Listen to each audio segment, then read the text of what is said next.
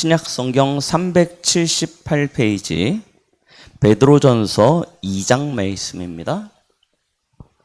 베드로전서 2장 2절 한 절의 말씀을 우리 같이 보시겠습니다. 우리 함께 한 목소리로 합독하십니다. 갓난아이들 같이 순전하고 신령한 젖을 사모하라. 이는 그로 말미암아 너희로 구원에 이르도록 자라게 하려 함이라. 아멘.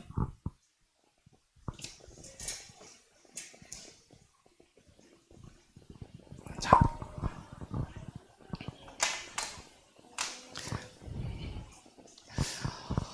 성경에 우리가 히브리서 11장의 믿음의 인물들, 또 구약에서부터 쭉 우리가 대표적으로 뽑는 그런 믿음의 사람들, 이렇게 인생을 돌이켜보니까요, 그들의 삶 속에 참 많은 문제들이 있었음을 알 수 있습니다. 하나님 믿으니까, 하나님의 자녀 됐으니까 아무 문제도 없고 어려움도 없고 고난도 없고 다 응답이면 좋겠는데, 아니, 생각해 보십시오. 요셉이 잘못돼서 노예로 팔려갔습니까? 아니죠. 진짜 이게 형들이 시기 질투하는 마음에 요셉을 노예로 팔았습니다. 거기까지도 이해할 수 있어요. 보디바르의 집에 갔지 않습니까? 그래서 보디바르의 집에서 진짜 하나님의 은혜건데 충성되게 해서 가정과 가문을 살렸어요. 그런데요, 어떤 일이 일어났냐면 이 밧세바라는 이상한 여자가 있는 거예요.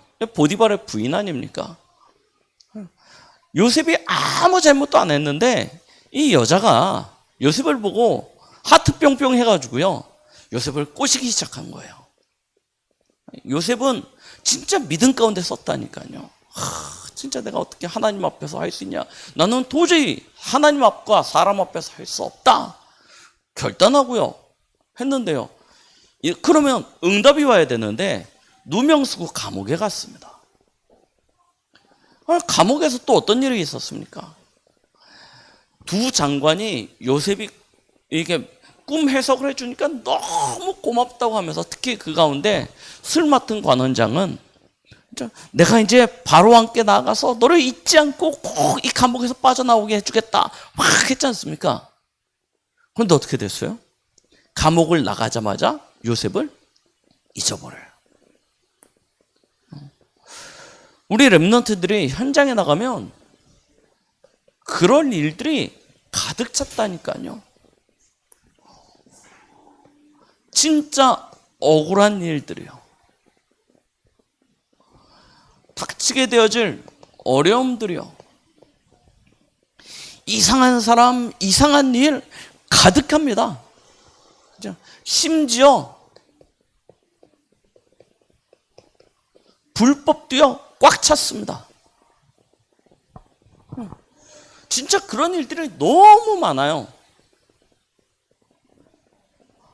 이게 거기서부터 그냥 그치면 괜찮은데 내 삶에 이것들이 고난으로 다가온다니까요. 어떤 랩런트가 공부를 잘해가지고 좋은 대학교를 나와서 막 해가지고 어떤 진짜 믿음이 좋다고 하는 장로님 회사에 취직을 했어요. 그 장로님은 이름만 대면 다 할 만큼 진짜 믿음이 좋은 장로님이라고 해가지고, 그래서 이 친구를 스카우트 해간 거예요. 이 랩런트가 그 회사에 딱 들어갔는데 그렇게 믿음 좋은 장로님이 교회에서 하는 모습과 직장에서의 모습이 너무 달라요. 이 친구가 갈등이 될 만큼 충격을 받은 거예요. 아니, 이렇게 믿음 좋은 장로님이 직장에 딱 갔는데 완전 그 믿음이 다 어디 갔는지 너무 다른 거예요. 그러니까 이 친구가요, 어디 가서 말도 못 하잖아요. 이 장로님은 진짜 교회 안에서 뿐만 아니라 다 한다니까요, 믿음 좋으신 분으로. 그런데 가서 봤더니 안 그런 거예요. 진짜 불법이 판을 치고 있어요. 그런 모습들을 보면서 갈등을, 이걸 고민하다가 목사님을 찾아간 거예요. 어떻게 하면 좋겠냐? 이렇다 라고 이야기한 거예요.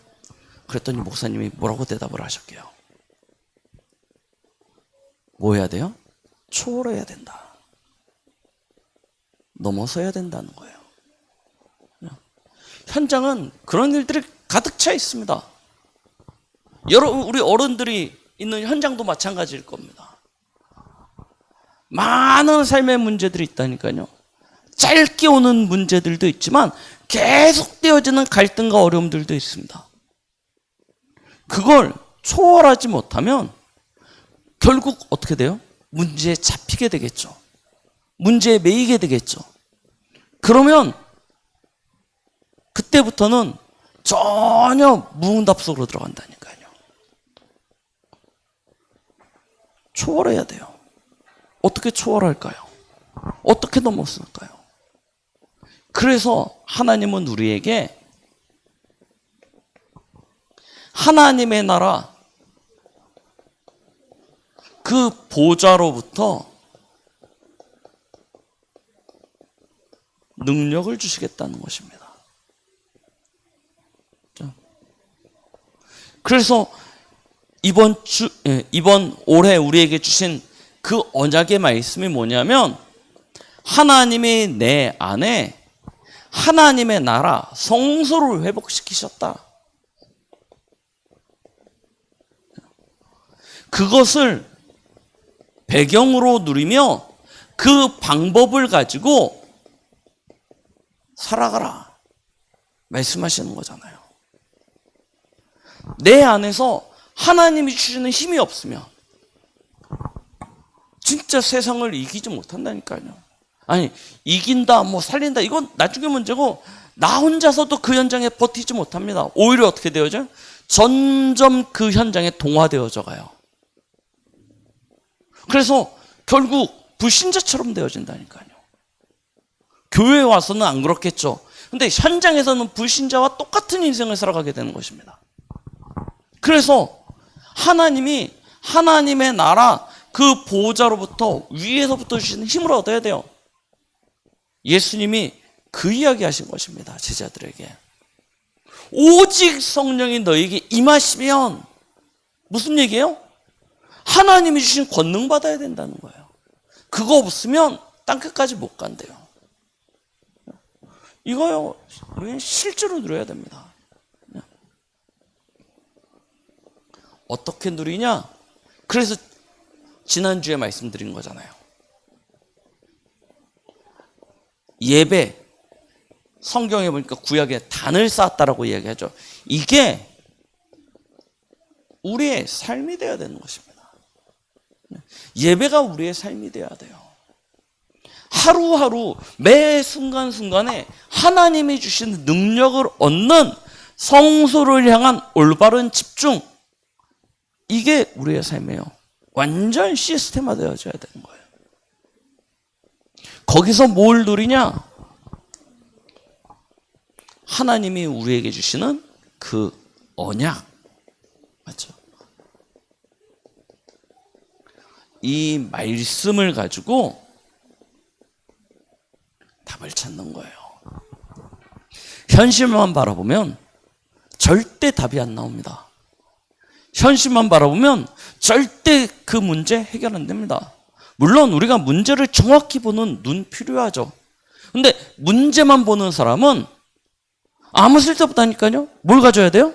답을 가져야 되는 것입니다. 그 답을 어디서 찾냐? 하나님이 주신 말씀 속에서요.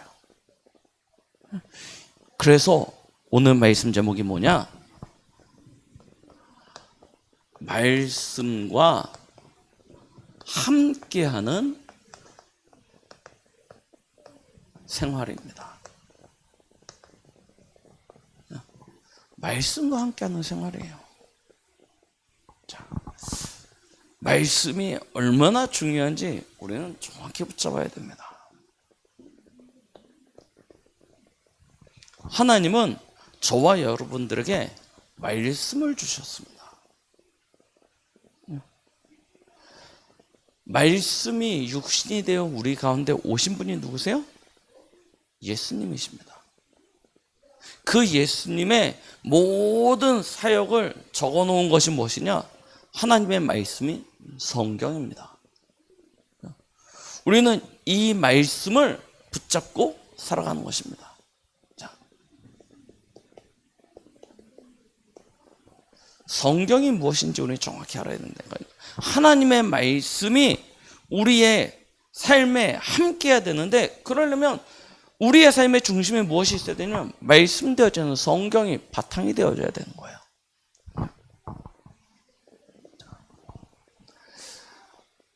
많은 우리 크리스찬들이, 성도님들이 성경이 도대체 어떻게 구성되어져 있는지도 모르고 있습니다.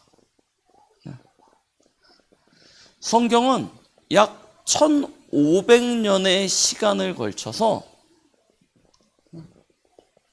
40여 명의 저자들이요, 하나님의 감동으로 기록한 책입니다. 그 중에 우리가 정경으로 인정하는 책이 있어요. 정경이라는 것이 무엇이냐면 이 성경책 안에 들어간 책이에요. 저희가 들고 다니는 성경책. 그리고 이 정경 외에도 이 1500년의 시간이 지나다 보니까 여러 사람들이 또 글을 남긴 것들이 있습니다. 그걸 모아서 천주교에서는 외경이라는 성경을 또 인정을 해요. 그런데 교회에서는 이 정경만 인정하죠. 정경은 구약이 39권입니다. 창세기에서부터 말라기까지 39권. 그리고 신약이 마태복음부터 계시록까지 해서 27권이 기록되어져 있습니다. 자, 왜 그러면 많은 책 중에서 39권, 27권 합쳐서 몇 권입니까?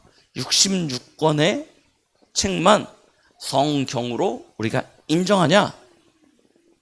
그 내용을 살펴봤더니 성경에서는요, 디모데후서 3장 15절, 모든 성경은 하나님의 감동으로 기록되어졌고요.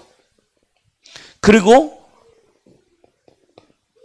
이사야 34장 16절에 보니까 이 성경들 가운데 하나님께서 따로 모으신 것이 있어요. 자, 이사야 34장 16절 제가 읽겠습니다. 너희는 여호와의 책에서 찾아 읽어보라. 이것들 가운데 빠진 것이 하나도 없고 제짝이 없는 것이 없으리니 이는 여호와의 입이 이를 명령하셨고 그의 영이 이것들을 모으셨음이라 라고 기록하고 있습니다. 하나님께서 명령하시고 그의 영이 모으신 책, 그게 우리가 인정하는 정경 66권의 책입니다. 이 하나님이 명령하셨고 하나님의 영이 모으신 책이다 보니까요, 이 성경에는 일관성이라는 게 있어요. 흐르는 주제가 있다는 것입니다.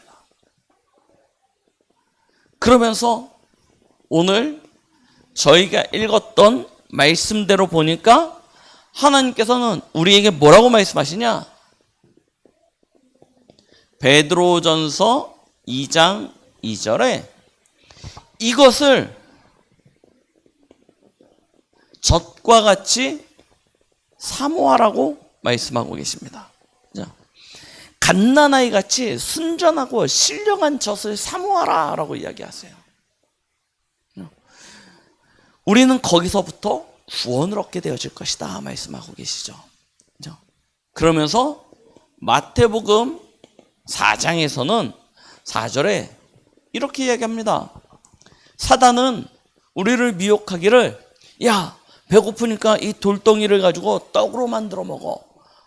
의식주로 완전히 매이게 만드는데, 하나님은 우리에게 뭐라고 말씀하시냐면 사람이 떡으로만 사는 것이 아니고 무엇으로 살아요? 여호와의 입에서 나오는 하나님의 말씀으로 사는 것이다 라고 말씀하시죠. 쉽게 이야기해서 말씀이 우리의 양식이 되어진다라고 이야기하시는 거예요. 그렇습니다. 우리는 성경을 가볍게 생각합니다. 왜냐? 저희 집에만 가도 성경책이 굉장히 많아요. 과거에는 이 성경이 저희 아시다시피 그 신약 성경의 바울 시대만 해도 두루마리로 되어 있었지 않습니까?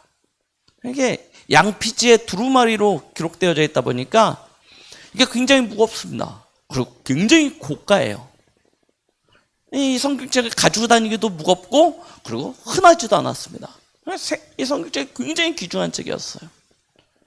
우리나라 교회사에도 초창기에 이 성경책이 얼마나 귀했었는지요. 그런데 시대가 발전되어지면서 인쇄술이 발전되어지고 그러면서 이제 이 성경책이 흔하게 보일 수 있는 것이 되니까 우리는 그냥 많은 책들 가운데 하나 그렇게 치부하게 되어졌죠. 그런데 성경은요 반드시 기억해야 됩니다. 하나님의 감동으로 하나님이 명령하시고 모으신 책입니다. 그래서 이 성경의 말씀은 기록되어진 말씀은 하나도 제짝이 없는 것이 없어요. 다 이루어지고 성취되어지는 것들 밖에 없습니다. 그리고 하나님은 그 말씀을 우리에게 젖으로 주셨고 우리의 양식으로 허락해 주셨습니다. 생각해 보십시오. 우리가 하루 세 끼를 챙겨 먹지 않습니까? 혹 다이어트 하려고 하루 한 끼만 드시는 분도 계세요. 그러나 또 더 나아가서는 단식하시는 분들도 계시죠. 그렇지만 계속 안 먹고 살 수 있는 사람은 없습니다. 그렇죠? 밥이 아니면 그 영양을 대신할 수 있는 뭐라도 먹어요. 양식이 있다니까요. 양식을 완전히 끊으면 어떻게 되어집니까? 죽는 거예요. 우리의 영적인 양식이 있습니다. 그것이 무엇이냐? 하나님의 말씀입니다. 이 말씀을 매일 건강하게 먹을 수 있는 사람은 그 영이 건강해집니다. 그런데 이 음식, 이 양식이 먹는데 맛이 없어요. 이 양식이 더 이상 먹기가 싫어져요. 그런 사람들은 어떤 사람이에요? 병든 사람인 거예요. 그죠? 하나님은 우리에게 영의 양식으로 말씀을 주셨습니다. 이 말씀을 기뻐하고 즐거워요. 그 말씀을 꿀송이보다 더 달게 먹을 수 있는 사람 건강하다니까요. 이 응답을 우리가 누려야 되겠죠. 자, 그러면 성경이 이야기하고 있는 줄거리가 있겠죠. 우리는 이 줄거리를 정확히 또 가지고 있어야 됩니다. 왜냐하면 이 성경이 이야기하는 요점을 놓쳐버리면 이 성경에 기록되어진 내용은 사실은 많은 종교가 가지고 있는 경전들과 다를 바가 없기 때문입니다. 뭐만 보이냐? 육신에 관련되어진 건 내 행위에 관련되어진 것들만 찾게 되어져요. 그래서 행위 중심으로 율법 중심으로 돌아갈 수밖에 없습니다. 그러나 하나님이 이 성경을 기록한 정확한 그 흐름을 가지게 되어지면 우리는 붙잡아야 될 언약이 명확하게 보이는 것이죠. 자, 그러면 성경이 도대체 이야기하고 있는 줄거리가 무엇입니까? 첫 번째가 이것입니다. 창세기 1장 27절로 28절. 인간의 시작을 이야기하시는 거예요. 인간은 하나님의 형상으로 창조되어졌고 하나님과 함께하여야 되며 하나님 안에 거할 때만 행복하고 안식을 누리는 존재, 하나님의 복으로 살아가는 존재로 창조되어졌다. 하나님의 창조를 기록한 책입니다. 하나님이 세상을 창조하셨고 인간을 창조하셨습니다. 하나님의 창조가 기록되어져 있어요.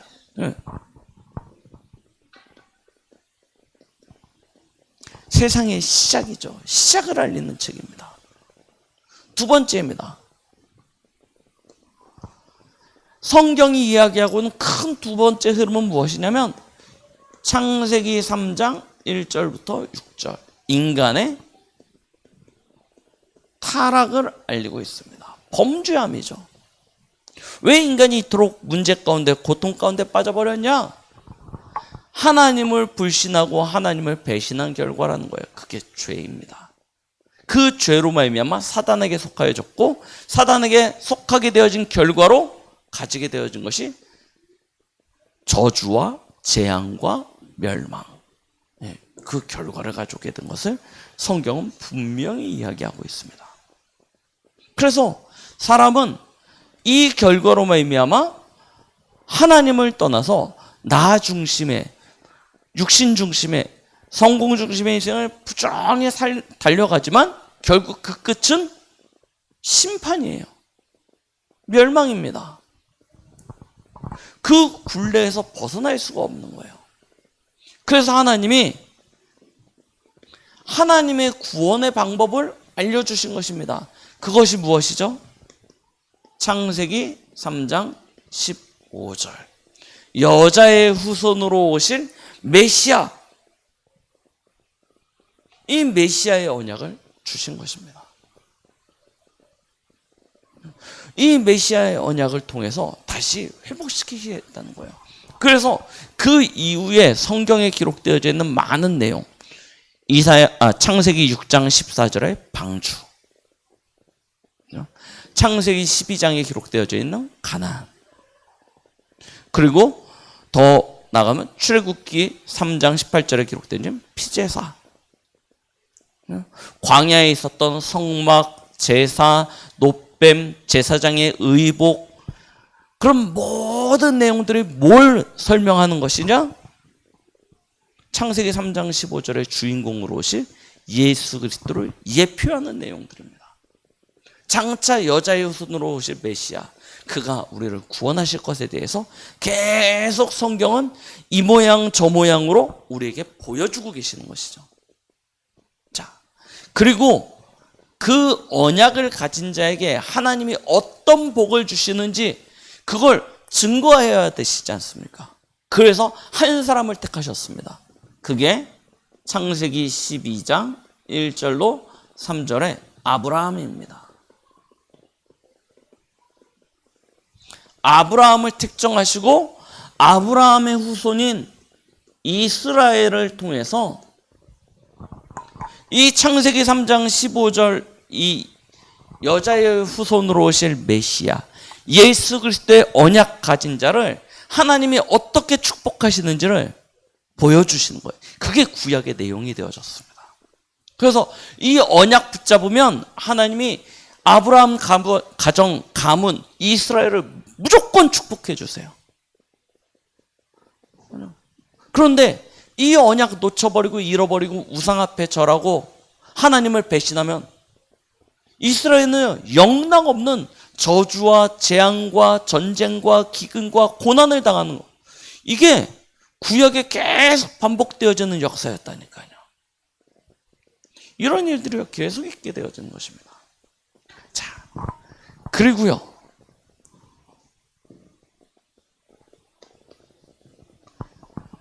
하나님께서 마침내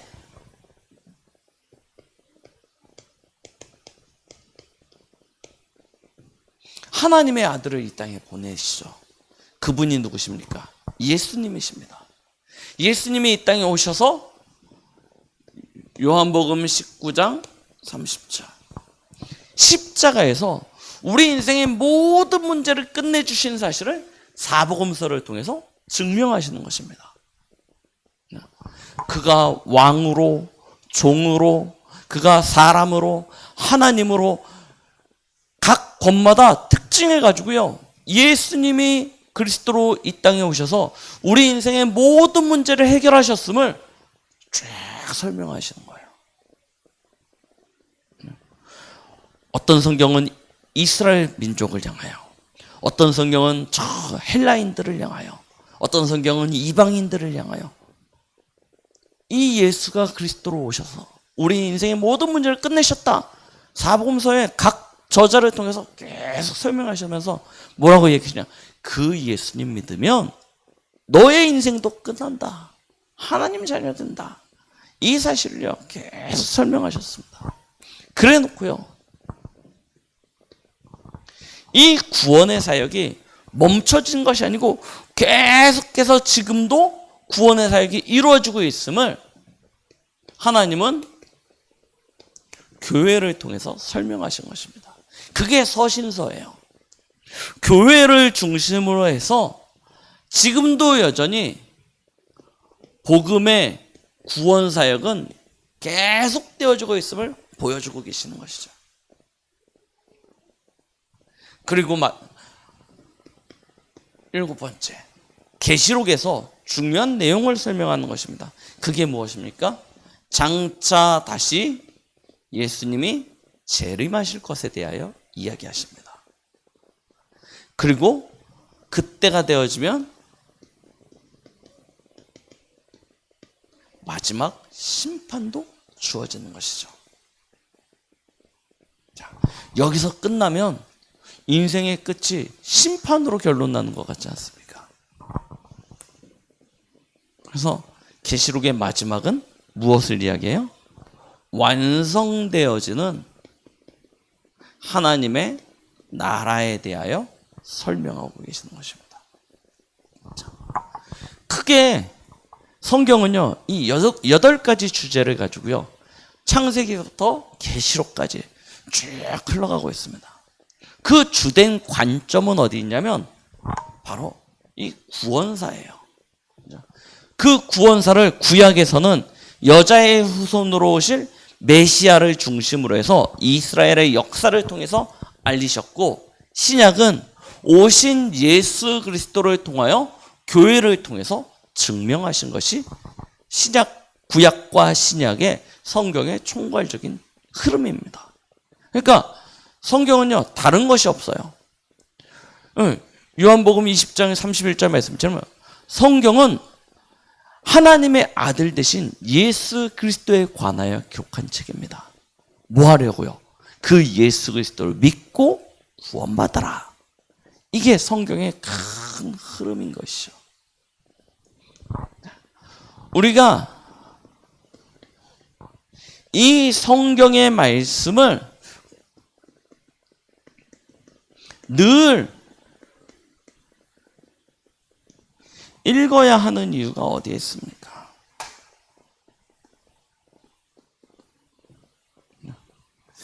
디모데후서 3장 16절로 17절에 이렇게 기록하고 있죠.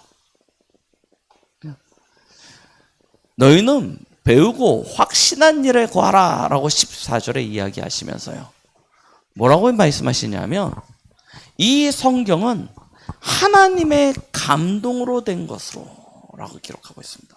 그러면서 첫 번째, 이 성경 안에는 구원에 대한 모든 지식이 담겨져 있다. 구원과라고 기록하고 있죠. 그 다음에 성경은 무엇에 대하여 기록하고 있냐면 책망과라고 기록하고 있습니다. 그렇죠? 뭘 책망합니까? 올바른 하나님의 이 진리에서 벗어나는 것, 이것을 책망하는 책입니다. 왜 책망하냐? 바르게 해야죠. 그래서 바르게 함과라고 이야기하고 있습니다. 하나님의 자녀로 바른 생활을 할 수 있도록 바르게 함과, 그 다음에 의로 교육하기에 유익하니라고 이야기하고 있습니다. 왜? 바른 생활을 할 수 있도록 하나요? 그러면서 우리를 그로 말미암아 온전케 하며, 마지막으로 모든 선한 일을 행할 능력을 갖추게 함이라 라고 이야기하고 있습니다. 하나님의 말씀이 우리 안에 담기면요, 이런 일들이 일어나게 합니다. 구원에 대한 참된 지식과 하나님의 진리 가운데 서서 하나님의 자녀로 올바른 생활을 하며 거기서 우리가 온전케 되어지고 선한 일을 행할 능력을 갖추게 되어지는. 우리는 그래서 이 말씀을 뭐로 삼아야 되냐? 양식으로요. 양식으로 삼고 매일 말씀과 함께하는 삶이요. 이 삶을 실제로 누려야 되는 것이죠. 그러면 실제로 어떻게 하면 되겠습니까? 실제로 어떻게 하면 되겠습니까? 우리 지난주에도 말씀드렸죠.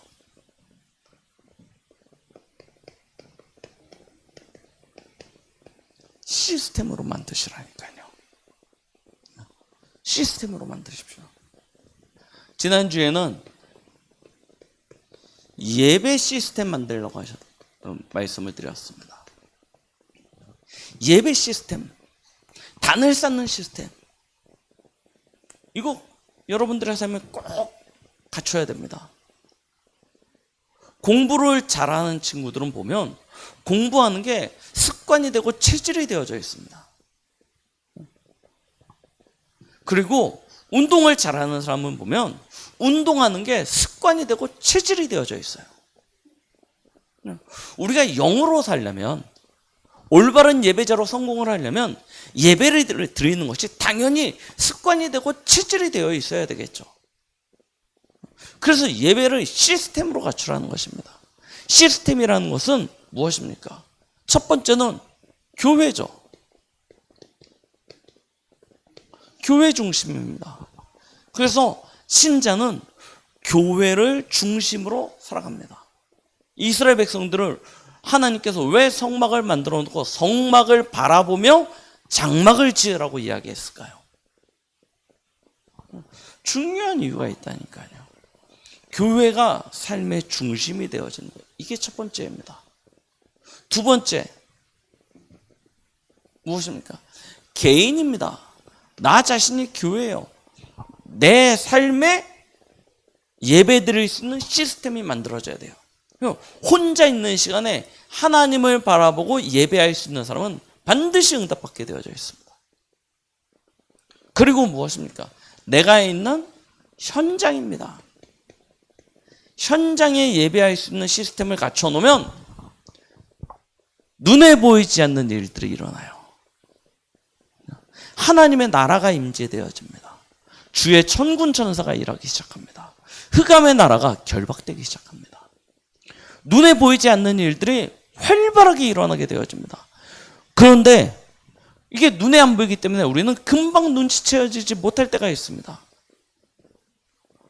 그래서 별거 아닌 거라고 생각돼서 예배 시스템 이거 멈춰버리죠. 그럼 어떻게 되어집니까? 금방요 어둠이 덮쳐버려요. 금방 사각지대 되어지고 재앙지대 되어집니다. 여러분 한 사람이 그 현장에 있다는 것, 우리 렘넌트들이 그 학교, 그 직장, 우리 어른들이 그 지역에, 그 산업의 현장에 있다는 것이 얼마나 큰 것인지 모릅니다. 거기에 하나님의 여호와의 영광의 빛이 임하게 되어진다니까요. 여러분들이 그 자부심으로 서는 것입니다. 거기서 여러분들이 하나님 바라보면서 예배드리기 시작한다. 그러면요 천지가 개벽할 일들이 일어나게 되어진다니까요. 지난주 예배 시스템 갖춰라 라고 말씀드렸어요. 우리가 가정에서 지교회 운동하는 이유가 여기 있다니까요. 자, 오늘 무슨 시스템 갖춰야 되겠습니까?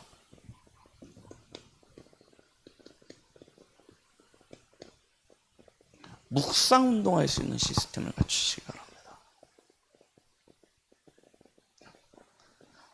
말씀이 나의 양식이 되어져야 돼요. 자, 말씀의 힘을 아까 말씀드렸죠. 처음에 하나님은 말씀으로 세상을 창조하셨습니다. 그리고 그 말씀이 육신이 되어 우리 가운데 오신 분이 예수 그리스도십니다. 그리고 하나님이 우리와 함께 하시는 법을 요한복음 15장 7절에 알려주셨는데 그게 무엇이냐면 너희가 내 안에 거하고 내 말이 너희 안에 거하면 이라고 분명히 말씀하셨어요. 그러면 뭘 맺어요? 열매를 맺으리니. 하나님과 함께한다. 언약 붙잡았다. 우리 이야기하지 않습니까? 복음 깨달았다. 도대체 언약 붙잡은 게 뭡니까? 복음 깨달은 게 무엇입니까? 하나님과 함께하는 것을 어떻게 누립니까? 실제로 보좌에 이 하나님이 주신 능력이 내 안에 충만하여지는 것이 복음 붙잡은 거예요. 언약 붙잡은 거예요. 보좌의 능력을 내가 소유하는 것이라니까요. 이게 진짜 복음 붙잡고 언약 붙잡은 것입니다. 그래서 우리는 그거 누릴 수 있는 묵상운동의 비밀 진짜 가지셔야 돼요. 말씀이 여러분들의 양식이 되는 것입니다.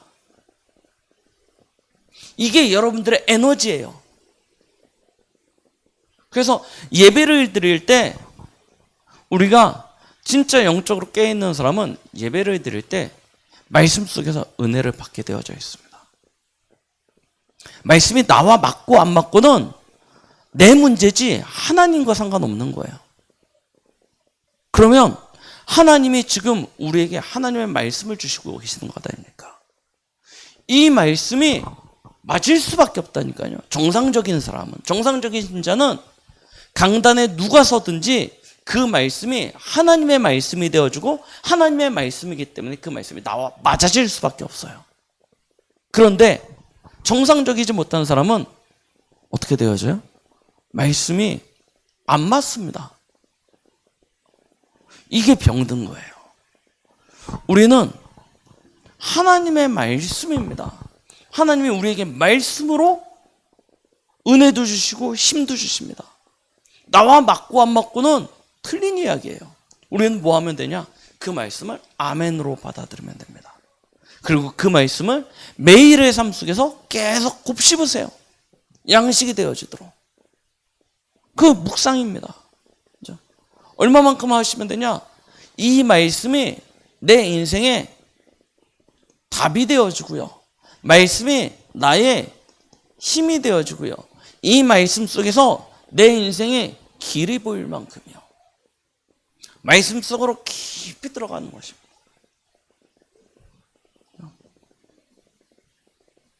이걸 찾아낼 수 있는 사람은요, 현실 앞에 지지 않습니다.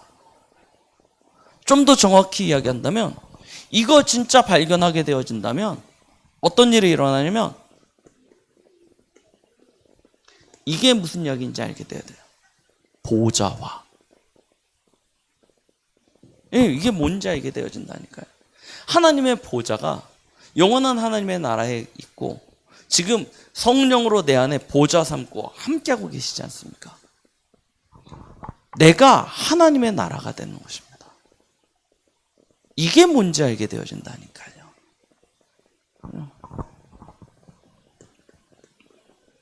나 자신이 하나님의 나라가 되어져요.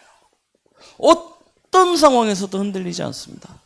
이해 안 되는 이야기예요. 요셉이 노예가 되고 감옥에 가고 총리가 됐는데 요셉은 안 바뀌어요. 뭐만 바뀌어요? 상황도 바뀌고 현장도 바뀌고 사람도 바뀌는데 누구는 안 바뀌어요? 요셉은 안 바뀌어요. 왜 그렇습니까? 이 축복 누린 거거든요. 딱 정확한 하나님의 언약 붙잡고 이 축복은. 그러니까요, 하나님께서 그 사람을 쓰실 수밖에 없는 것입니다. 다윗 보세요. 목동으로 있을 때나 군대 장관이 됐을 때나 도망자가 돼서 확 유랑하고 있을 때나 왕이 됐을 때나 다윗은 안 바뀌어요. 환경도 상황도 사람도 일도 다 바뀌는데 다윗은 정확한 하나님의 언약 붙잡고 서는 것입니다. 그러니 그의 고백이 목동일 때 고백이나 광야에서 도망다니면서 하는 고백이나 왕이 돼서 하는 고백이나 고백이 똑같아요. 이게 내가 보좌화 되는 거라니까요. 우리는요, 이 축복 누리시는 것입니다. 그래서 이 비밀을 가지게 되어지면 어떻게 되어집니까? 아까 말씀드렸죠. 업에 하나님의 은혜, 하나님의 능력 나타나지게 되는 것입니다. 현장에 하나님의 능력이 나타납니다. 어떻게 나타나냐? 오직입니다. 내가 오직의 축복 누려요. 그러면 업에 당연히 유일성의 응답이 오겠죠. 그러면 현장이 재창조되어지는 그런 응답이요 나타나지게 되는 거예요. 이거 찾기까지요. 어제 그런 이야기를 하시더라고요. 하나님의 답을 찾기까지 고난이 계속된다는 거예요. 하나님의 답을 찾을 때까지. 문제, 고난 계속 끝나는 게 아니고 계속 옵니다. 하나님이 주신 답을 얻을 때까지. 하나님이 주신 답을 찾는 순간, 그거 붙잡는 순간, 그때부터 응답이 오는 거예요. 그걸 누리는 것이 뭐냐? 첫 번째가 예배고, 두 번째가 말씀이고, 그걸 실제화시키는 것이 기도입니다. 이게 신앙생활이에요. 우리 강북도무교의 모든 렘넌트, 우리 성도님들은 진짜 이 한 주간에 말씀과 함께하는 생활이 무엇인지 처음 하고 맛보고 누릴 수 있는 그런 응답의 한 주간이 되시길 예수 그리스도의 이름으로 축원드리겠습니다. 하나님 아버지 감사드립니다. 우리에게 오늘도 말씀하시는 주님, 그 말씀이 살았고 운동력 있어 우리 안에 일하시고 역사하신다는 사실을 우리가 알고 있습니다.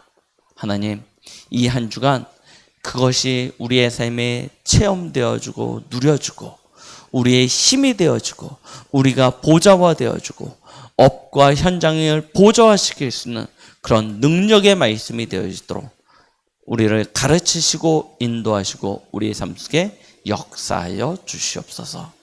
예수 그리스도의 이름으로 기도드렸습니다. 아멘.